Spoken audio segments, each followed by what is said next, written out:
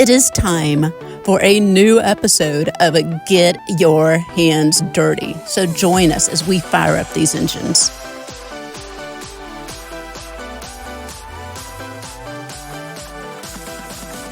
Welcome back to another episode of Get Your Hands Dirty. And today we have one of my favorite guests. She has been a part of Athenian for the past, 2 or 3 summers now.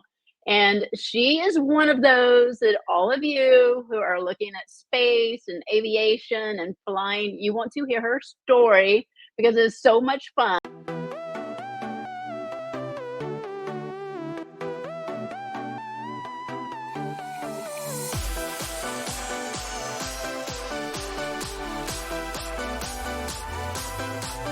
Madeline, and tell us everything that you've done so they get the whole full picture.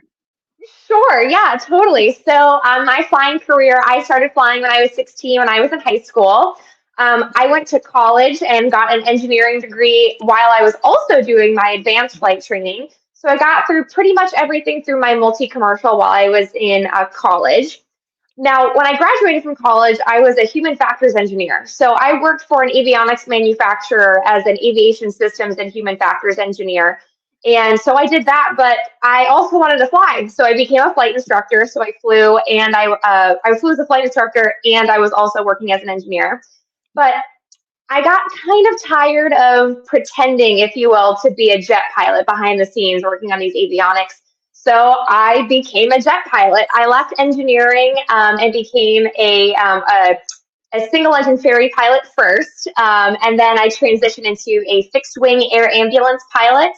And from there, I became a charter pilot and an assistant chief pilot for the operator that I worked for. And now I am a 777 first officer flying international cargo all over the world. In the midst of all of that, I also got my master's degree in human factors, and I'm getting ready to start my PhD, hopefully sometime in the next year. And I don't see how you can do all of that and keep your head on straight, because for fun, you also do something that relates to flying. So talk about that too. Yeah, so I've got, oh my gosh, most of my extracurriculars are also flying related. So the big one that I help out with is called the Air Race Classic. It's the all-women's transcontinental air race that's been going on since Amelia started it in 1929. So it's almost been 100 years. I also do a little bit of work with the Commemorative Air Force on the warbird side of things. I also help the Patriots Jet Team, which is a performance, an air show performer. And yeah, and the 99s, of course. I do a lot of work with the 99s as well. So I kind of dabble in a little bit of everything, and that's kind of what keeps life so exciting. So any of you who are interested in the air racing, you can go to our Discovery Zone, because last year at Fab Camp, she talked about racing an airplane on our racing theme day. So that gives you the full view of what she did. It sounds like so much fun. I would like to just be extra cargo in the back doing that, because I don't have a pilot's license, but I also know I can't weigh down the airplane. So at some point I'll just have to be like the cheerleading squad, waiting for you at a absolutely. We always need people to come and cheer us on and help us out, but you never know. You might also get your pilot's license one day, and maybe we can fly and race together. That would be so much fun. I got started with it when I was in my 20s, and then life took over and I quit flying. So yeah, I know those hours would never count towards anything. So I would need to start fresh again, but oh my God, I would love to. It's never too late. It is never too late. You can always do it. So I need to eke that into what I'm doing with Athenian so that I can be the one who gets a pilot's license. So you always can. I do know that when we did the Girls at Track with DHL, DHL hosted us at their Cincinnati hub. And I know that the company that you fly for, that I'm not going to mention, flies in and out of there because they're contracted for them. Yeah, so our girls actually got to walk into the belly of one of your airplanes and see what it was like. I've got this, and everybody will see the picture of them standing in front of the engine of the 777, and they look like little tiny minuscule things in front of this huge engine.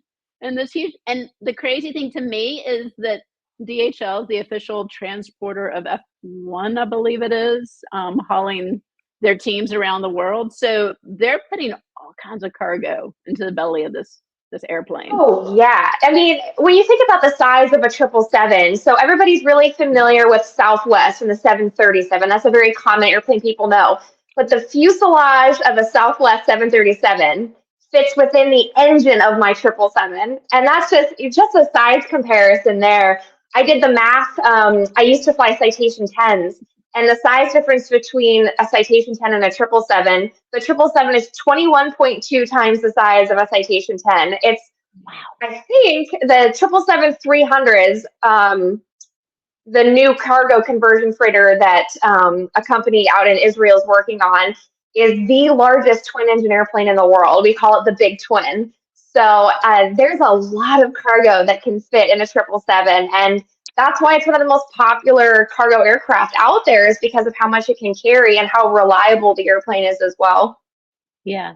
So kind of explain to everybody why you have worked on getting your ratings the way that you have, and why it's important for you to have the rating of a 777. Absolutely. So what you'll often see, I guess, in comparing, which I don't recommend comparing, but if you do compare people, you might see that my path is a little bit different from most. A lot of people go to the regionals, go from the regionals to maybe one of the big three, like Delta, American, or United.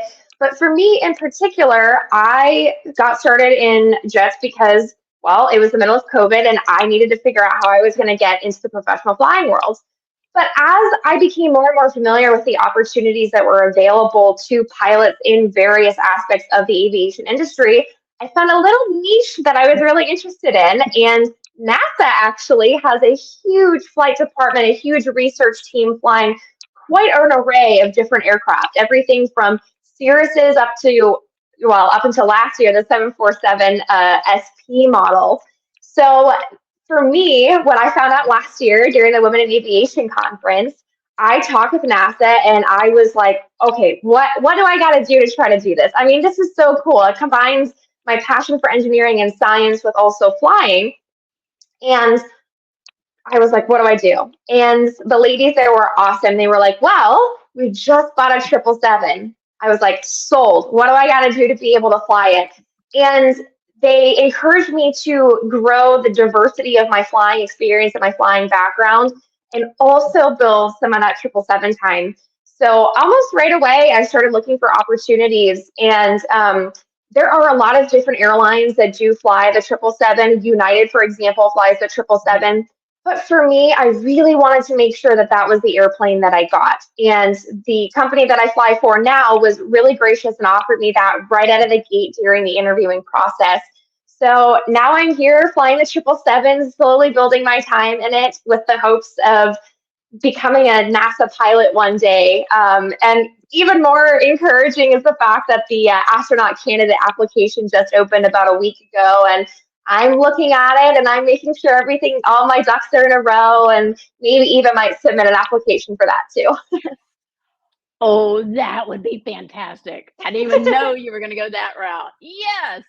You know, it's one of those things where it's like, I've never thought of myself as being an astronaut in the sense that, not like I couldn't do it, but that I just didn't think that it could be an option. And as the industry has shifted over the last 15 years, it's become a little bit more accessible, I guess, than the traditional NASA that we're all a little bit more familiar with, you know, the test pilots, the fighter pilots.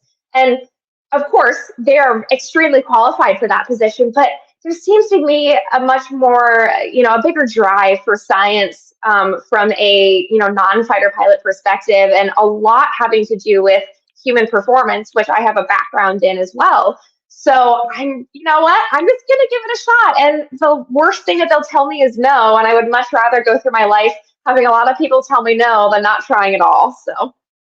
Okay, I want you to be like that movie that is on Amazon right now, A Million Miles Away or something, like, about the NASA astronaut that applied 11 times before he got it. I want you to keep applying every single year until they finally take you. Well, I mean, what are the odds, right? Like I just said, it's like the worst they'll say to me is no. So if anything, that's just more motivation for me to keep, pursuing other things, hence the PhD, hence, diversifying my flying. So I want to become a glider pilot too. So there's so many different facets that I can work on myself, and it just kind of adds to the whole life experience. So Yeah, yeah, and kind of talk over too, like the different types of flying that you can do commercially, because a lot of people don't think about. They always just go, "Oh, well, I want to be a pilot for Delta." Like, there's so many other routes that you can take too that don't require you hauling passengers around. I mean, that part's great, but kind of explain a little bit more of what you can possibly do. Oh, there's so many different types of flying out there as a professional pilot. I think there's a little bit of a misnomer as to what a professional pilot is or what a commercial pilot is. What a commercial pilot is somebody that can fly for hire. So you don't necessarily have to fly for an airline. Of course, everybody knows Delta, United, American, and that's fabulous. And a lot of people really love their job there. But there are alternatives. I fly cargo, so I fly boxes. I fly all kinds of things. Whatever our company finds a need for, we will move. I also, from an experience flying air ambulance, you could fly patients around as well. You could fly organs around. So that's another very rewarding type of flying. But without the passengers, you could also do something like aerial firefighting. You could be fighting fires from the air as an air attack. You could be surveying the fire, seeing where it's going, giving valuable information to the heavier aircraft that also drop the fire retardant. Um, there's fish and wildlife flying as well. You're surveying various, national parks. You're checking in on the number of a certain type of animal in the park or around the country. There's mosquitoes that you can. There's mosquito work. I think that's involved. I mean, there cloud seeding. You name it. There's always something out there that might be a little bit different. So you don't necessarily have to become an airline pilot. I never thought that I would be an airline pilot flying cargo, but here I am. But I have a reason why, right? So I think as long as you're doing the type of flying that you truly enjoy and you feel rewarded by the work you do, I mean, that's really what life's calling is, right? So I'm perfectly happy flying cargo now. I never thought that I would be, but I really, truly love it. And I also know that it's opening doors down line for me for what I really, really want to try and do. Yeah, yeah. And so you're on the road a lot too, and you get to Yeah. see a lot of the world because of what you're doing. So kind of talk about some of the countries and cities you've been to. I know you've only been Yeah. doing this for a couple of months, but Yes. yeah. So for me personally, we do on the 777 fleet at my company, we do a lot of Asia. So I've had my very first trip right out of the gate, they flew me to Australia. So I've flown out of Australia, I've flown out of Singapore, I've done some stuff out of Japan, stuff out of China, a little bit out of Korea as well. So we go kind of all over, and having never done international flying before, I had never flown across oceans before. So this was completely eye-opening as to how technical and how specific and how detailed that type of flying is. So even though, yeah, you're up in the air for, 14, 16 hours, you still have a lot of information you have to focus on that you have to be, really keen about. So that's why we fly, on those particularly long legs. We usually have 3 to 4 pilots, and we just kind of take turns as the flight goes on. But yeah, you get to see the world literally with this kind of job. I mean, I was a week ago, I was in Japan having ramen. I had taken the bullet train down. I mean, it's a whole different life experience that I never really anticipated having. And inside these airplanes, they have like a bunk area for you for Yes. the pilots to rotate through so that you get sleep time while is it 2 or 3 that are up in the So cockpit? on up in the cockpit, there's always 2. You Mhm. can have 3 depending if somebody doesn't necessarily feel like they need the rest yet.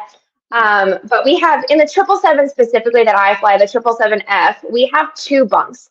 You might see some 747-400 series that have 4 bunks, but they usually carry additional load masters and mechanics, and we don't have to on our fleet at this time. But there's always that possibility as well. So yeah, we've got bunks that are just outside the cockpit, and believe it or not, I sleep really well in the bunk. That's always like when you start flying cargo, they're like, but can you sleep in an airplane? And I tell you, there's something about like the attitude at which the aircraft is flying in cruise and the vibrations of it. And I just fall right to sleep. I have no problem. Yeah, yeah. See, I'm that way with a boat or a yacht. Like, Yes. I like can just instantly be out, and everybody else is like, "Oh, but I'm so hyper, and I'm so hyper." I'm like that calming, like something about an airplane because I have done first class over to Asia before, where I had the whole full You got bed, to lay down, and lay I was flat. like, Yep. "I'm out. I'm done. This is awesome." So, yeah. It's for me it's super comfortable. So So, what countries are you excited about getting to go see now that you're doing this cargo flights everywhere? yeah. So great question. I have very little exposure to Europe, and I have some family that lives over in Europe as well. So I would love to be able to go to Europe, which I'm hoping even maybe in April I'll be able to do. There's a Cool. certain qualification flight you have to do in order to be qualified to fly over the Atlantic. So I still have that to do. So I'm hoping I can get that knocked out sometime in March or April. Going to the Middle East as well, like Dubai or Bahrain. I would love to go there. I've heard wonderful things about the region, so I would love to be exposed to that as well. And they bring their own unique challenges for an aircraft performance anyway. When you think about the heat, for example, we've got fuel temperatures we have to worry about. We've got cargo temperatures, so there's even a different challenge just in the flying in the area just because of the temperature and the environment. Yeah, yeah, and a lot of people don't realize how much that impacts, like, the amount of cargo that you're able to carry is, like, Yes. all the weather, the heat, yeah. So kind of explain that STEM side of Yeah. things to everyone. So when an aircraft is how do I say this?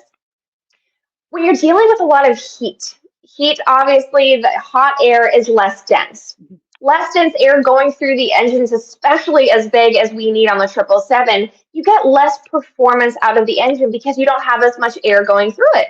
So as a result, our takeoff roll distances are significantly increased, as well as what we call second segment climb. We have different segments of climb that we have to meet in order to be as safe as possible. It's kind of a requirement based on the aircraft certification, as well as the country that we're in. They also have certain requirements we have to meet for a departure path. So as a result of that, the heat impacts when we can take off, literally, because like I mentioned, if it's literally physically too hot outside, that our fuel is too hot, we definitely don't want to be using that and combusting it in the engine because it's too hot, right? But we also don't want to limit how much cargo we can take, right? So because it's so hot and we do have a longer takeoff roll, if we have to be able to take off, we're going to have to take some of that cargo off, which is not necessarily optimal. So our company does a lot of research and does a lot of considerations, a lot of logistical planning to be able to make sure that either we're taking off during the times of the day where it's the coolest, where we'll be able to take off with the most cargo in the safest way, or they might just increase the number of airplanes that we have going through there to make sure that all the cargo is getting out of there. So there's a lot of different ways that this can be mitigated, whether it's by the pilots ourselves based on how we configure the aircraft for takeoff, but also on the company side for their logistics and their planning. Yeah. So all of this has given you great experience for you to finally go work for NASA. Um, how many more hours do you really need to build up? Because a lot of people don't realize this either, but this is all based on hours, and you get a certain amount. Every explain this for everybody because I can't remember Yeah. exactly how to explain There's so many rules. It's totally okay. So to become an airline transport pilot, which is the type of certificate that you have to it. have in order to work for a company like what I fly for, or for Delta or United, you have to have at least 1,500 flight hours. And there's a lot of history on that, but that's kind of the first big, milestone that pilots are looking for to get over that hump, is that 1,500 hours. Once you have that, that's great, but it depends on the job market, right? So right now we're kind of coming down from this high of a huge pilot hiring rush, and we're still hiring, don't get me wrong, but it's not quite at the same height that it was a year ago. So as a result, maybe you won't go straight to Delta. Maybe you'll go to a regional carrier like SkyWest or Horizon, for example, or you might go to a charter company as well. So from there, you're going to build your hours and reach the minimums of whatever that big carrier is that you want to work for. So when I got hired at the company that I now fly for, I had 2,400 hours. So it's a little bit more, about 1,000 hours more. And I was flying left seat as a captain in the jets I was flying previously. So that experience also played into that as well. To get to the NASA level, it's a very interesting question because some of it does have to do with the number of total hours I have, but it more so is related to my flying experience itself. What have I flown? Where have I flown? Um, what type of missions have I flown? I've flown for someone that's as new to the industry as I am, even, with just, I've done a lot of different types of flying. So that kind of plays into that as well. But there's still more to be experienced, right? So I mentioned gliders before. So there's glider flying that I want to do. I want to do an introduction to helicopters. There's a lot more to continue to further grow the expanse of my experience just from that. And while I'm doing that, I'm still building my hours, my total time hours. So it could probably be anywhere from, 3,000 hours to 6,000 hours or even more. It just depends on what they're looking for and how my experience matches with what they would expect for one of their pilots. Yeah. So, and this is another thing that I think every single speaker that we've had on reiterates this, but you're always learning. You don't get out of high school or college and then that's the end of it. So you're always taking the next step and leveling yourself up and getting better and better. And, I know a lot of our teenagers right now are really stressing out because it's the end of the school year. And that's the only thing they can think about is finals and taking the ACT and taking the SAT. But and I know this from doing well in high school, but loving college. Explain how much more fun it is to study and train when you are in your passion. You're always constantly learning. You're going to keep learning. You will have to be certified every single year on whichever equipment you're flying. So you're always having to train. So just talk about how much more fun it is when you are truly devoted to your passion. Oh my gosh, I love this question. So when I was in high school, I just did not have a fun time. I did a lot of fun activities. I had great friends, but high school itself was not very fun for me. But when I got to college and I really got to focus on stuff that I was interested in, and I changed degrees, I did whatever I had to do to make sure I was enjoying what I was doing and setting myself up for a path that I knew I would enjoy after graduation. And it was, I mean, for lack of a better term, it was life changing, right? Because you're not stressing necessarily in the same way you stress in high school. When you're in high school, you're stressing just about completion. You're just trying to get it done. But when you're in college, you're stressing about wanting to do well, wanting to learn more, wanting to be the best version of yourself, wanting to give yourself the highest, the best reputation you can to open up those doors for even better opportunities, such as internships or co-ops while you're in college and then down line for that first job that you'll get after graduation, or if you want to go to graduate school to get you into the best graduate school for your given, specialty. And it just gets better from there too, because you find those things that you're really interested in. And like you said, I have to go to what we call recurrent every year. I have to get recurrent in the airplane that I fly. But even outside of work, I still have to meet certain recency and currency qualifications for the fun flying that I do on the side. I still have to, go back and study. I have to make sure that to maintain my flight instructor certificate, I have to go back to school, if you will. And it sounds horrible, right? You're like, why would you, really? And to be perfectly honest, it's just a part of life for me at this point. But there's no negative draw to it because I really want to make myself or put myself in a position where I am the strongest possible pilot that I can be. And that just does involve a little bit of that extra outside studying, and it almost comes naturally.